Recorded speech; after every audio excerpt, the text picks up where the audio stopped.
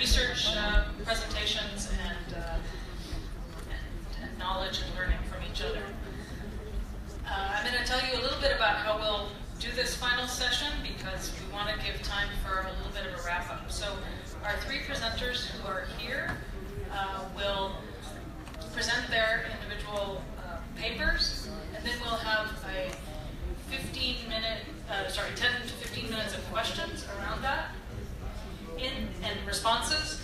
Each of the presenters will also, in their responses, think about some of the larger messages that we'll take away from this conference and what we think we have learned from that. And then we'll open up the floor for more general comments and questions from the audience, and any of the questions that didn't get asked in the previous two sessions that people want to bring up are welcome to. A note about tomorrow before we all disappear and think about our party at the Citadel tonight. Tomorrow there'll be two workshops. One on from IOM will be on data and how to access the IOM data and et cetera. So we will be in a different room. I think it's a classroom, Sinan, over by the cafeteria. Is that correct? Above the cafeteria? 1-4? It's classroom T14. T14. And it's above the cafeteria.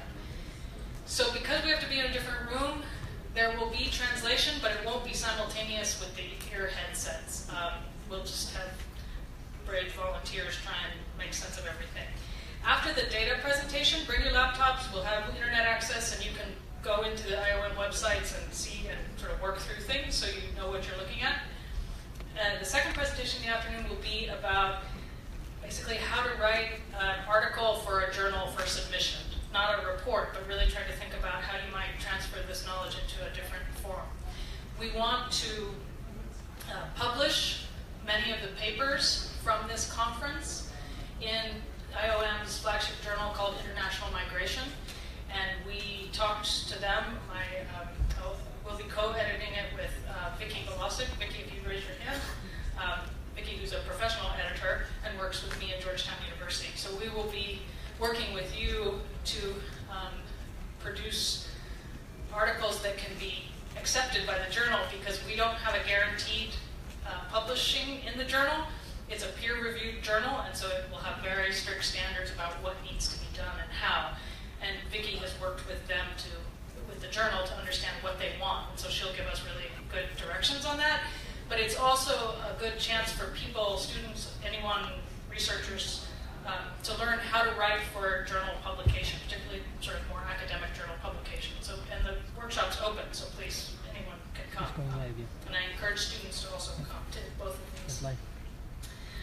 Before we begin, I want to thank our translators.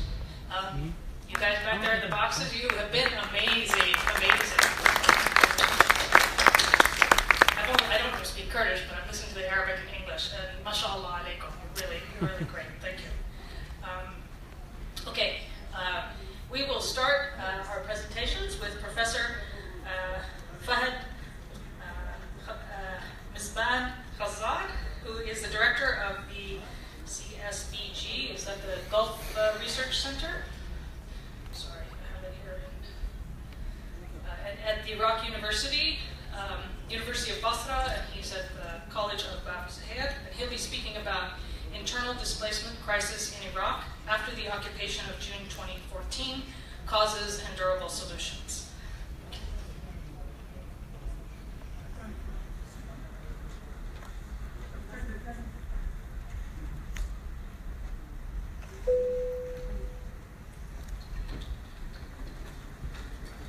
أبتدأ كلامي بتسجيل عظيم امتناني إلى اللجنة المنظمة والجهات المستضيفة، وذلك لقبولها مساهمتي البحثية في هذا المنتدى العلمي العالمي. الأساتذة الأفاضل، الأخوة والأخوات المتواجدين في القاعة باختلاف المسميات والمناصب، أسعد الله مساءكم، وبلغتنا العامية الشعبية مساكم الله بالصحة والعافية. بحثي تحمل عنوان أزمة النزوح الداخلي ما بعد احتلال الموصل، الأسباب والحلول المستدامة. طبعا قسمت البحث إلى 5 مباحث أساسية. تناولت في المبحث الأول ماهية النزوح الداخلي، إشكالية تحديد المفهوم وتداخلاته. وفي المبحث الثاني تناولت العوامل المسببة للنزوح الداخلي، بينما تناولت في المبحث الثالث التباين المكاني للسكان النازحين داخليا للمدة 2014-2016. وفي المبحث الذي يليه تناولت التداعيات الناجمة عن أزمة النزوح الداخلي، بينما تناولت في المبحث الخامس نحو تكوين آلية للحلول المستدامة للنزوح الداخلي من خلال وضع خطط تدمج بين السياسات والخطوات الإنسانية والإنمائية. وسأحاول حفاظاً على الوقت أن أختزل بعض المباحث التي تناولها الباحثون سابقاً في الجلسات السابقة، وهو المبحث الأول ماهية النزوح الداخلي، وكذلك العوامل المسببة للنزوح الداخلي، وانتقل إلى المبحث الثالث وهو أعتقد هو المبحث الأهم، هو تسليط الضوء على حجم المشكلة لكي يتسنى لنا وضع حلول لها. طبعا المبحث الثالث هو التباين المكاني للسكان النازحين داخليا للمدة 2014-2016.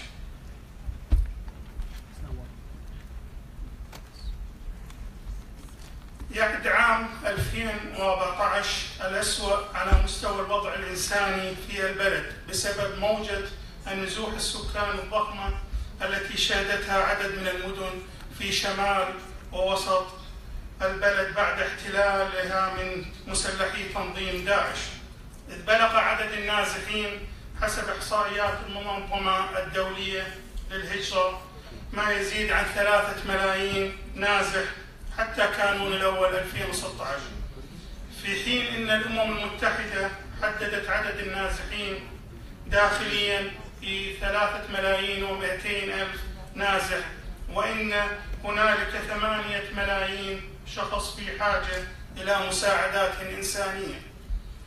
إن مجمل السكان النازحين هم 8 محافظات كما يتضح من الجدول الآتي.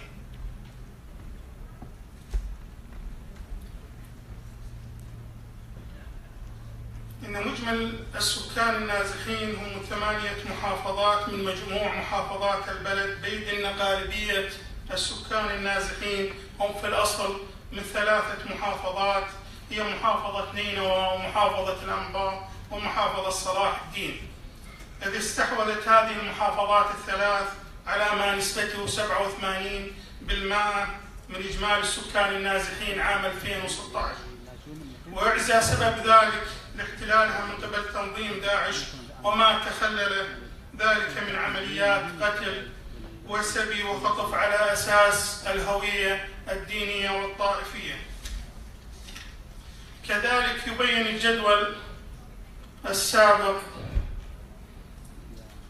التوزيع النسبي للسكان النازحين حسب مكان نزوحهم. وطبعا هذا الجدول إذا تلاحظون يبين بأن هناك 7 محافظات هي تستضيف 83% من مجموع السكان النازحين، تأتي بغداد في مقدمة هذه المحافظات، ثم تتسلسل بقية المحافظات كما هو واضح من الجدول. طبعا يعزى سبب ذلك يعني توزع هذه السكان النازحين في هذه ال7 محافظات إلى استتباب الأمن في هذه المحافظات والتجانس الطائفي، هذا فضلا عن عامل المسافة، إذ يميل معظم السكان النازحين إلى قطع مسافات ليست ببعيدة، ويقل عددهم كلما بعدت المسافة. الآن نتناول الموضوع أو المبحث الذي يليه، وهو التداعيات الناجمة عن أزمة النزوح الداخلي. طبعا من خلال عملي في إحدى المؤسسات البحثية التي تعنى بشؤون المجتمع وتتناول بحوث تطبيقية تحاول أن تعالج أو تحل مشاكل المجتمع، كذلك من خلال جهودنا التطوعية في الالتقاء بعدد من النازحين ومساعدتهم على المستوى الإنساني، ولا سيما في محافظة البصرة، والذين لا يتجاوز عددهم 1700 عائلة، بالإضافة إلى الاستعانة بالأبحاث السابقة. يمكننا تحديد التداعيات الناجمة عن النزوح بقسمين أساسيين. القسم الأول تناولت به هي التداعيات على مستوى السكان النازحين. أول التداعيات هو لا توجد مسالك آمنة للنزوح، إذ يعتمد تنظيم داعش منع السكان المحليين من النزوح إلى مناطق آمنة. وفي هذا السياق أعلنت مفوضية الأمم المتحدة لشؤون اللاجئين عن احتجاز تنظيم داعش في آب 2016 نحو 3000 شخص حاولوا النزوح من منطقة الحويجة، وأعدم 12% منهم. فلذلك لا توجد أي مسالك آمنة تسمح للنازحين بالذهاب إلى أماكن أو ملاذ آمن لهم. ثاني التداعيات هو عدم تناسب المخيمات المعدة للنازحين أو لإيوائهم من حيث أعدادها والخدمات المقدمة فيها مع أعداد النازحين واحتياجاتهم الإنسانية. لذلك نجد أن بعض النازحين يعانون من أوضاع إنسانية صعبة جدا. كذلك من التداعيات هو الافتقاد إلى التوثيق، إذ أن معظم النازحين من المناطق الساخنة الواقعة تحت هيمنة تنظيم داعش يفتقدون إلى الوثائق الثبوتية الشخصية كهوية الأحوال المدنية وشهادة الجنسية وبطاقة السكن وعقود الملكيات الشخصية. وقد حددت إحدى الإحصائيات أن 50% من العوائل النازحة تعاني من مشكلة فقدان أحد أعضائها للمستمسكات الثبوتية. كذلك من التداعيات أيضا تقييد دخول النازحين إلى بعض المحافظات تحت مزاعم أن وصول أعداد ضخمة من النازحين يزيد من الأعباء الاقتصادية والاجتماعية والأمنية لتلك المحافظات. وحتى إن كان ذلك الادعاء صحيحا، بيد أن هذه الخطوة التي اتخذتها بعض السلطات المحلية في تقييد ومنع دخول النازحين إلى داخل حدودها يتناقض مع المبادئ التوجيهية الخاصة بالنزوح الداخلي. وفي هذا السياق نجد أن بعض السلطات المحلية في بعض المحافظات طبقت نظام الكفيل كمحدد أساسي لدخول النازحين. كذلك من التداعيات أيضا انتهاك حقوق السكان النازحين، وسنهتم هنا فقط على حقوق النساء والأطفال لأهمية هذا الموضوع، إذ بينت نتائج المسح الوطني للنازحين أن هنالك انتهاكا واضحا لحقوق النساء والأطفال وعدم تمتعهم بالحماية الكافية نتيجة الأوضاع الأمنية والسياسية. إذ بين المسح أن 3500 من الأناث النازحات بسن 18 عاما فما فوق، كذلك 2765 من الأناث دون 18 عاما يعانن من انتهاك لأبسط حقوقهن الأساسية، والتي قتل وخطف واختفاء وتعذيب وإساءة معاملة. الآن نتناول القسم الثاني من التداعيات، هو التداعيات على المجتمعات المستضيفة. طبعا هذه التداعيات هي عديدة، بعضها أمني وبعضها اجتماعي واقتصادي وصحي ونفسي. أنا سأحاول في هذا المجال وحفاظا على الوقت أن أنتقي بعض هذه التداعيات على شكل نقاط محددة حفاظا على الوقت. أولا، استغلال مسلحي داعش موجة النزوح والتخفي بين النازحين للدخول إلى بعض المحافظات الآمنة المستقبلة لهم. وفي هذا السياق تم إلغاء القبض في كانون الثاني 2017 على 5 من قيادات داعش، من بينهم المسؤول الإعلامي لما يسمى ولاية نينوى، خلال محاولتهم التسلل بين السكان النازحين. ثانيا، تفشي الأوبئة نتيجة من انخفاض مستوى الخدمات الصحية المقدمة في مخيمات إيواء السكان النازحين. ففي تقييمها للوضع الصحي للسكان النازحين، أكدت منظمة الصحة العالمية أن الوضع يبعث على القلق، وأن هنالك 5 ملايين شخص يحتاجون بشكل ماس إلى الخدمات الصحية. كذلك تفاقم أزمة السكن نتيجة لزيادة الطلب على الوحدات السكنية في المحافظات المستقبلة للنازحين في ظل وجود ما يزيد على 3 ملايين نازح، إذ بينت الإحصائيات حاجة البلاد للوحدات السكنية من 3 ملايين وحدة سكنية عام 2013 إلى ما يزيد عن 5 ملايين وحدة سكنية في عام 2016. كذلك العزوف عن التعليم بين السكان النازحين، إذ بينت الإحصائيات أن نسبة السكان النازحين الذين عزفوا عن التعليم بسبب النزوح بلغ نسبة 82% من إجمالي السكان النازحين.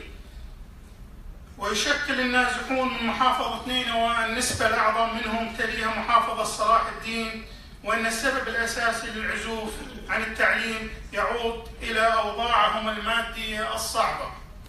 كذلك من التداعيات تفشي البطالة بين السكان النازحين، إذ بلغت نسبة البطالة حوالي 12% عام 2013، ازدادت بشكل ملحوظ عام 2015 لتبلغ 15% بسبب الأوضاع الأمنية والاقتصادية واحتلال داعش لثلثي مساحة البلاد عام 2015 ونزوح أعداد ضخمة من السكان، هذا فضلا عن انخفاض أسعار النفط الخام في الأسواق العالمية.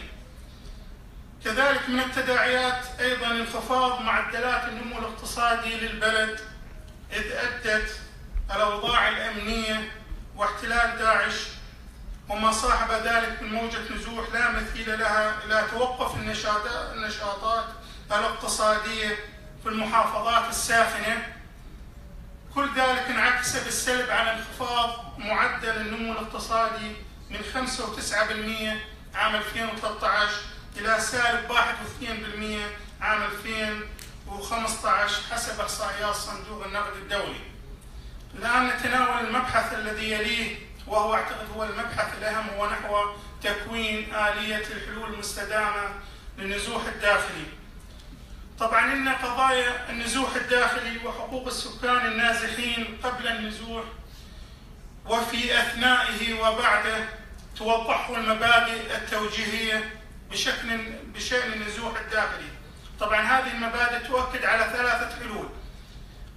أولا حق العودة ونقصد به إعادة الاندماج المستدامة في الموطن الأصلي، وثانيا الإدماج المحلي، وثالثا الاستيطان في مناطق جديدة داخل البلد. الذي يهمنا الآن وليست هذه الحلول، وإنما مدى صلاحية أي من هذه الحلول للتطبيق في المستقبل. تتبنى الحكومة الآن الحكومة الاتحادية تشجيع العودة للسكان النازحين على أنه الحل الأساس والمفضل، وفي بعض الحالات على أنه الحل الوحيد، وذلك لتغليص أعداد السكان النازحين داخليا والتقليل من تداعياتهم السلبية على المجتمعات المضيفة وعلى اقتصاديات الدولة، بيد أن الحكومة لم تأخذ في الحسبان إذا ما كانت الأوضاع مؤاتية للعودة من عدمه، وما هي العقبات التي سيواجهها السكان عند العودة.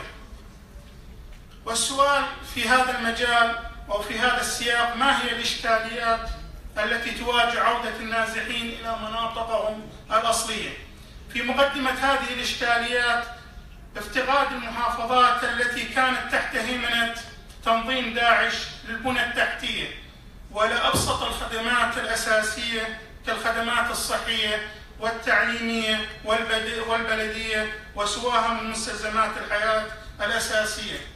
هذا فضلا عن أن هذه المناطق تحتوي على مخلفات العمليات كالألقام والعبات الناسفة، مما شكل تهديدا على حياة المواطنين ويقف عائقا أمام عودتهم لمناطقهم.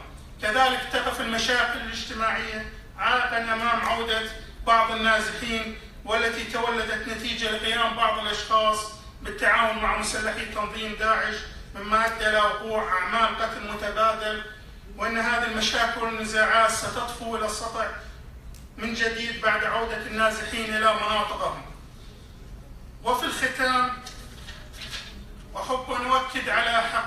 الأساسية، وهي أن حل أزمة النزوح الداخلي لا تتم بالإعلام والقناع فقط، وإنما من خلال تبني الحكومة الاتحادية سياسات وخطط متوسطة وبعيدة المدى تمزج بين ما هو إنساني وإنمائي من السياسات والخطط، والذهاب إلى أبعد من المفهوم التقليدي الذي يقوم على تلبية الحاجات الأساسية فقط. وفي الختام أسجل عظيم امتناني إلى اللجنة المنظمة ولا جميع الأساتذة والضيوف لحسن إصغائهم وأسف على الإطالة.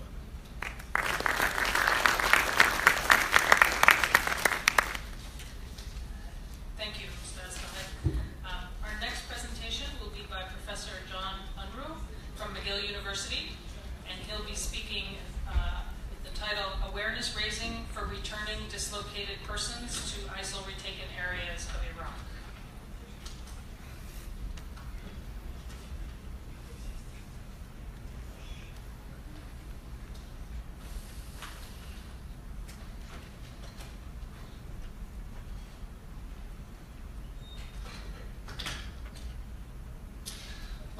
Thank you. So I'd like to talk about a project that's a little more concrete. I think at a conference like this, it's very good to have a variety of different types of presentations, from the theoretical, sort of the big picture, the policy, and then one like this was also, which is more on the ground, nuts and bolts. So I'd like to talk a little bit about a project that we're doing that looks at really the process of actual return and what goes on in a kind of blow-by-blow way when one decides to return to one's housing, land, and property, HLP we'll call it, to discover that it is in a certain condition, okay? So when IDPs return, frequently they encounter... Oh, okay. You're okay. We're slowing down, okay. Frequently they encounter their houses and their lands to be in a certain state because they've been gone. We know that ISIL has transacted, bought and sold properties in order to gain money. So it's highly likely that that there's somebody in your house when you return home. We call it a secondary occupant.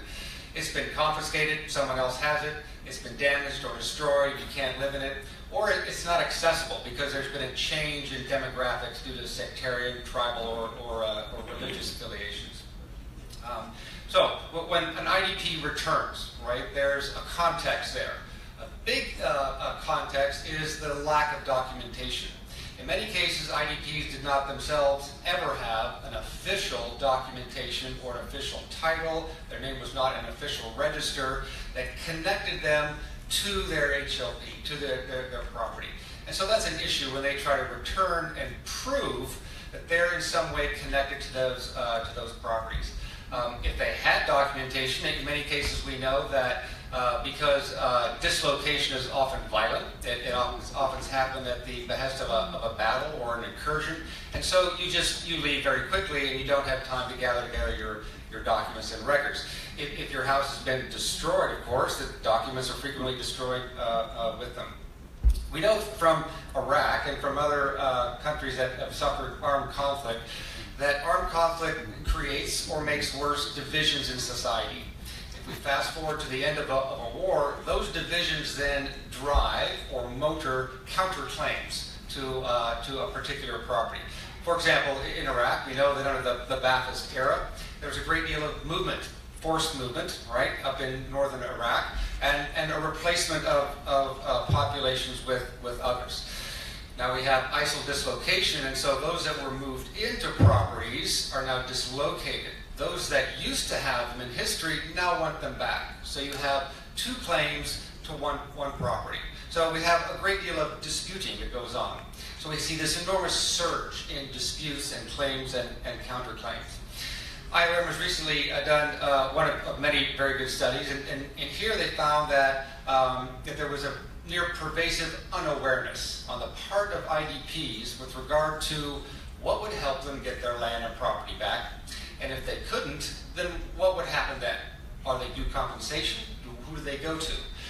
What laws apply to them? What rights do they have? So there's a very large degree of unawareness on the part of this population, fairly large, that's going to return to try to sort out what their land and properties are about. So, if we broadly look at a roadmap toward recovery, I would argue that awareness raising on the IDP population should be one of the very first steps that we focus on. This is because many people will return in a chaotic way. They'll return before institutions are in place, before the police are back and moving around in a fair way, before there's management, before there's a court system that can handle all of these very large housing, land, and property problems. Given if that's the case, IDPs need to know what to do, right? Because they can, if given no alternatives, pursue certain options that are, as we know, fairly destabilizing. And after a conflict, we don't want that. So broadly, here's the question. How do returning IDPs go about accessing their housing, land, and property? Ideally, it's you just walk in the front door and everything is just as you left it. Nobody's taken it, nobody's living there, nobody's burned it down. Unlikely to be the case in many scenarios.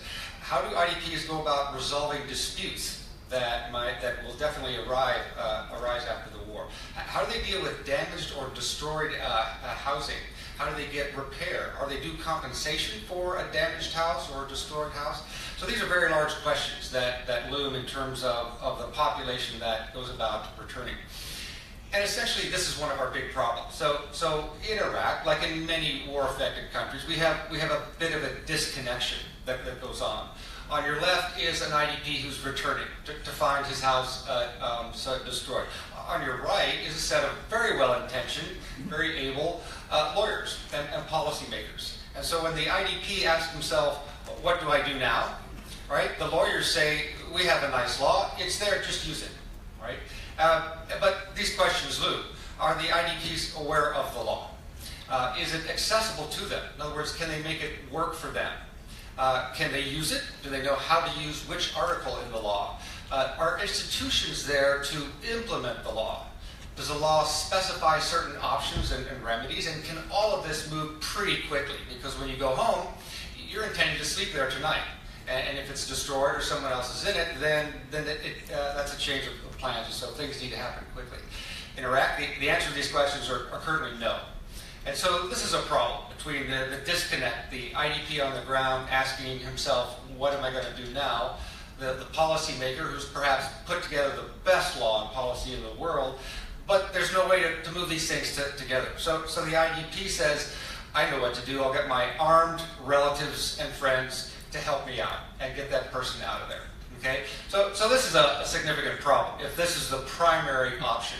And so awareness raising needs to be inserted between the what do I do now and I'm going to go get my armed kin to resolve my HLP problem. So essentially the law by itself is not enough. We need to move the law toward the people and then move the people toward the law by raising their awareness about what to do. What options exist, how to access laws, what's legal, what's not legal, what is destabilizing, what is the Iraqi government going to frown upon, going to dislike if people start to do this on their own to resolve their problems. Where to go for guidance, where to go for using institutions, and how to prove ownership or rental or squatting that on certain pieces of property. If we look at the kind of awareness raising, the actual material that we would like IDPs to understand more of, there's three broad categories that are important. First, they need to understand the importance of establishing how they are attached to the property. Sometimes this can be difficult because when you grow up on a piece of land, you grow up in a house, the assumption is that of course it's yours. And all of your neighbors know that it's yours. And so it's logical to just think that you're going to go straight back and your neighbors are there and you'll roll right into your property. This is actually fairly difficult. So this is an awareness problem. IDPs frequently think that they're going to go directly back and they'll be accepted as an ongoing member of the community because they're from there. So that understanding of the need to demonstrate, to provide evidence for how they're attached to their housing, land, and property is important. This is very important because of the document. The document, as a valuable piece of evidence in a war and post-war, actually decreases in value. because many are destroyed, many are falsified, and many are produced and bought and sold and moved around. So the document is good if you have it, many don't, and so what to do if you don't have a document. It's also a problem where evidence is contested, where there are counterclaims, where there are disputes, and again we see surges in disputes after conflict. So there needs to be an understanding about what's good evidence. What is a good way to demonstrate one's attachment to housing, land, and property other than the document? So do the IDPs know this? So on this issue of evidence in a transitional justice context, the need for evidence is there, and that has to be communicated. What types of evidence are valuable and obtainable even while an IDP is dislocated from their housing, land, and property? What do they do with evidence once they have it, while they're in an IDP camp or elsewhere?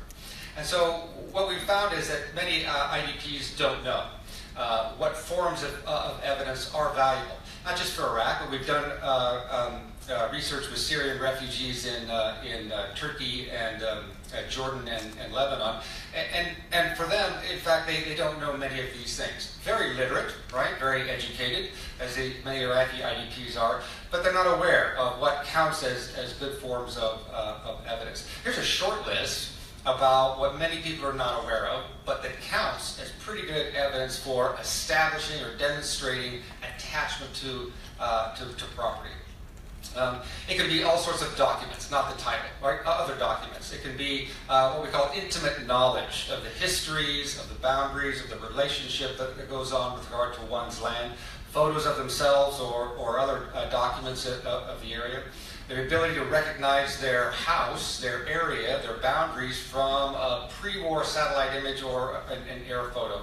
And importantly, attestations by neighbors that agree that this is the boundary.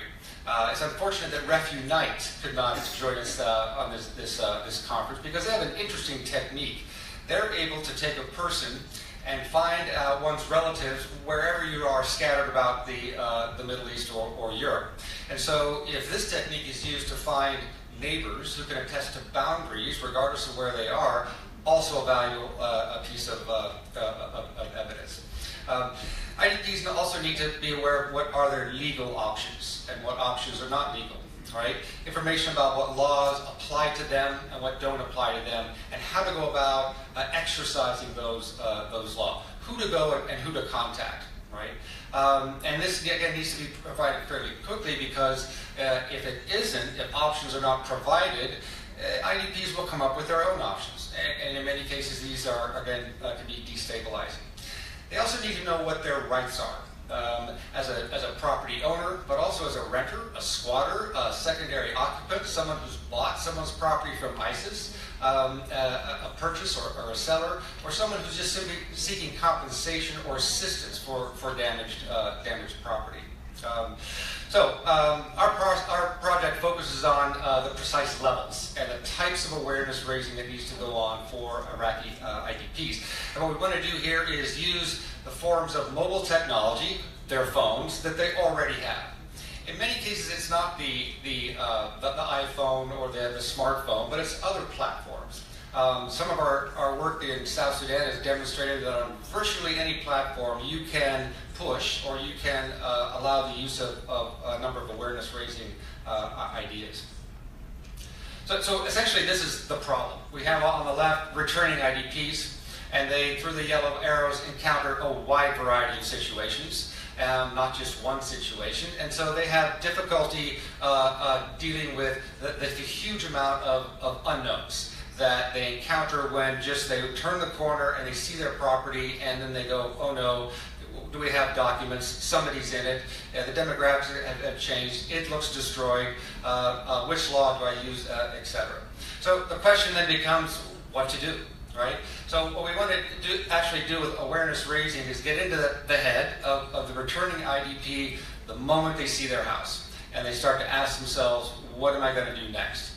And so you can load those ideas in what we call a decision tree. Right? So you decide one thing, it goes this way. But if something else applies to you, it goes this way. And so there's information in different branches of the tree.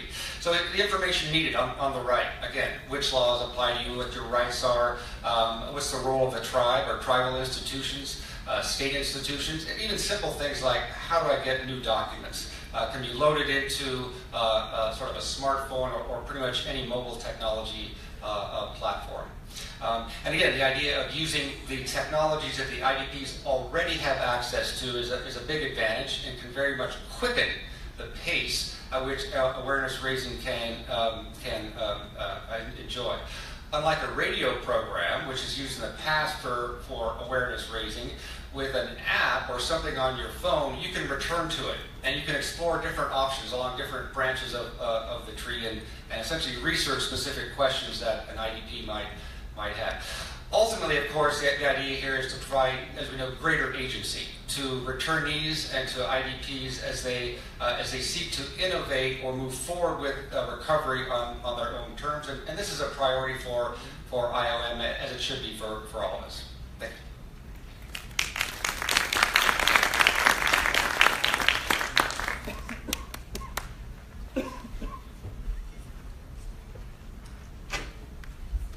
Thank you, John. This team is right on time.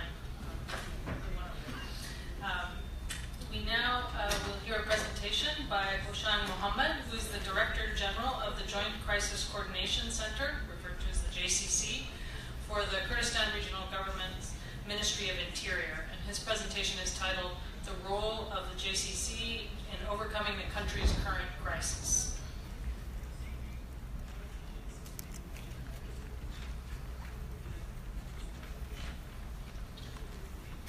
Thank you, and good afternoon to everyone, and thank you. Actually, I will not go through the whole structure of JCC and the processes, mechanisms, and also the SOPs that we have in place for our operations, but I'll briefly describe the executive, the cabinet order, and also it's created after the ISIS overrun in June 2014, and then we are operating according to the mandate number 1 of 2015. Our main mission, as a part of the Ministry of Interior, is to safeguard the fundamental value of the Kurdistan region, ensure the protection of the population, and also the protection of the critical societal infrastructure in the KRI. The values is the diversity, the peace, tolerance, and coexistence across the KRI, and then the population, it's inclusive, the entire population, it's inclusive of IDPs and refugees currently hosted in the Kurdistan region. And then the societal functions or critical societal function sectors. Any event, any crisis which will be having impact on these three fundamental pillars of the KRI, so we'll be working on it in our institution. Then what we are doing or what we have done so far and what's our role currently, it's mainly the leading the coordination and cooperation, the first within the KRG institutions, ministries and the governorates, and then the coordination and cooperation with the federal government institutions, and then the coordination with the military apparatus, including our Ministry of Peshmerga, Security Council, and also the Ministry of Defense and Interior in Baghdad. And then we have the coordination with the external partners, including the UN agencies, local NGOs and international NGOs, and also with donor countries. Another role that we are playing currently is the operational support to all our partners, like the facilitate the communication between the operational level and also the decision makers at the KRI level and also at the federal level when an issue needs to be raised to the attention of the decision makers. So we are activating our tools to raise it and to put on the agenda or to send to the relevant decision maker for a decision.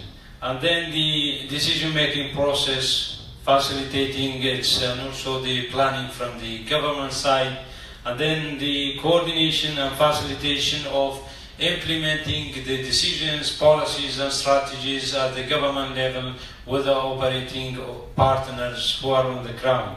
And then provide the support for planning and implementation, then provide access and facilitate to the operations of government institutions, also to our partners, either international partners, also the local NGOs who are operating to support the government efforts in response to the current humanitarian crisis, either in the KRI, also in the liberated areas under our jurisdiction, and also outside the KRI jurisdiction.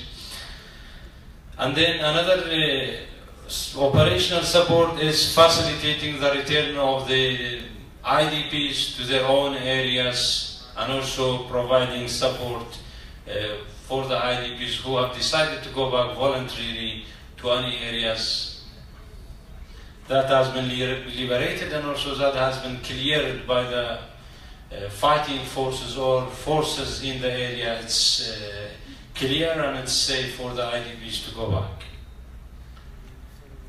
Another role of the JCC right now we are leading from our government side is resource mobilization support, is prioritizing the needs and also identification of the gaps from the government side, and also development of resource mobilization strategy across the government institutions and ministries, and also ensuring the available resources are well utilized and also well mobilized fairly and equally according to the needs and affected people and affected areas. And then the importation or fast track of the custom clearance for the humanitarian assistance that will be brought in by our partners, international partners or local NGOs and government institutions into KRI, and also the internal movement to outside KRI to the other parts of the country or affected provinces. And then mobilization of the government resources, it's the local resources available from KRI or from the federal government in response and in support to our emergency response.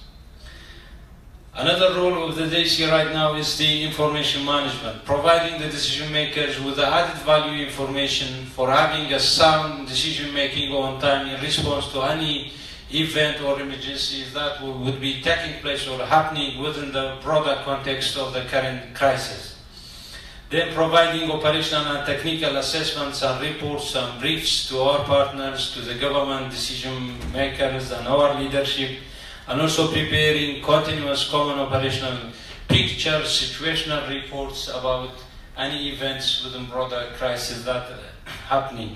And then dissemination of the assessments, recommendation briefs to our leadership here also, and also we are sharing with our colleagues in Baghdad. So what has been discussed in these two days, research is unprecedented needs, the current crisis and post-ISIS, in our assessment and reading, it needs a whole government is to approach in support with the partners that are operating, and they have a key role in providing technical and financial support in response to the current humanitarian crisis. If you look at the preparation and the contingency planning in Mosul, it can be an example for the future events and collaboration and cooperation between all of the partners, and it was a success story.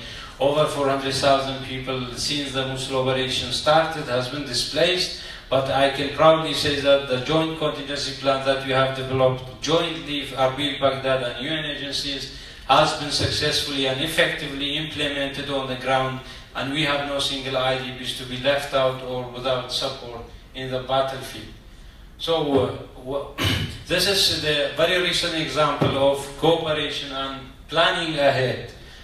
In our assessment, for the post-ISIS to have a successful long-term stability, safety, and to ensure the stability for everyone in the retaken areas, it's the cooperation and collaboration and collaborative process is a key for any planning or any or implementation of any program and projects. That's why we see, as a key for having two committee or councils, one at the political level for decision making, Erbil, Baghdad, and SCT level, humanitarian country team level, and also the representative of donor countries with this team. And the second one is technical and operational council. This will be inclusive of the KRG, the government of Iraq, local administrations, and UN representatives of UN agencies, NGOs, and supported by international technical experts to support this technical team. What will be the role of these two councils? In brief, I will highlight here. The current approach for what's called immediate stabilization, or to be honest, it's not a stabilization. It's just immediate restoration of the services, because it's only focusing on the restoration of the very key services in the liberated areas. Why they have listed, the key components of the stabilization, which we need to be immediately planning for it and focusing on it right now is, I don't know, either it's underestimated or it's the lack of understanding by the decision makers they are not focusing on. And this has all of them has been reflected on the researchers as the key issues or contested issues in all retaken areas. Therefore, it's critically important, the first point, we create a shared understanding what we mean by stabilization, and defining stabilization specific to each context of the provinces, and then identifying the key sectors or components that we need for each provinces so we can focus on it, and then developing a clear criteria, mechanisms, and processes for each sector, either it's restoration of services, transitional justice, law and order enforcement, restitution and compensation, rehabilitation and social construction, then livelihood support, governance system, and the last one is desecretization and disarmament and reintegration of the armed groups in the liberated areas or retaken areas. So this is, a very simple sectors that we have identified which are key for the success of the stabilization process in the liberated areas. And the development of criteria and mechanisms are key for fund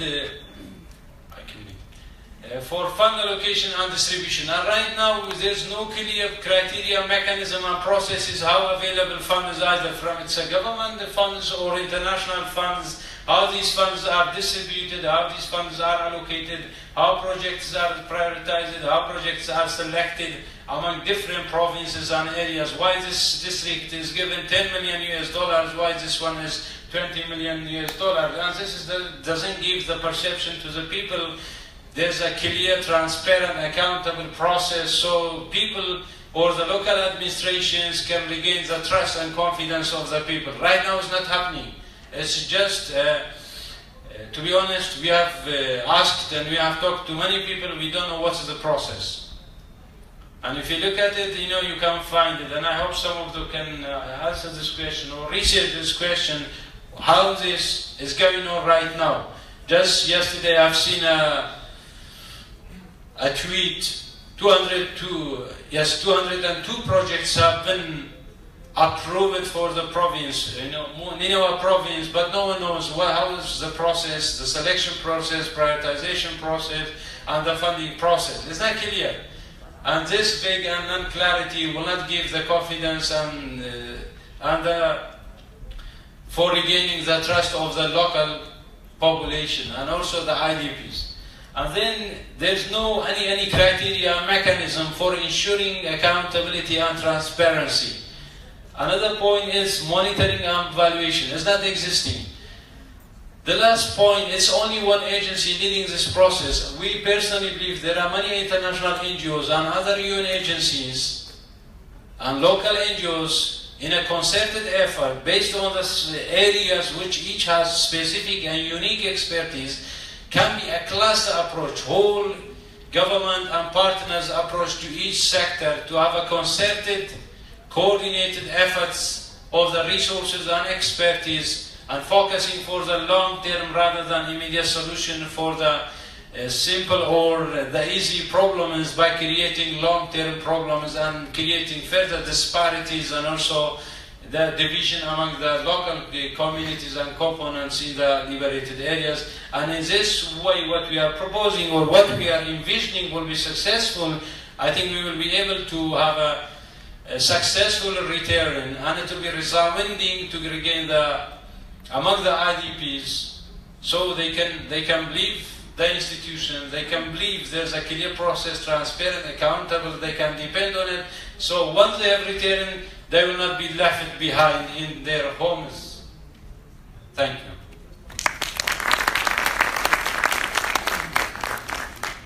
Thank you, Shane. We have time for questions for the panelists on their specific topics, and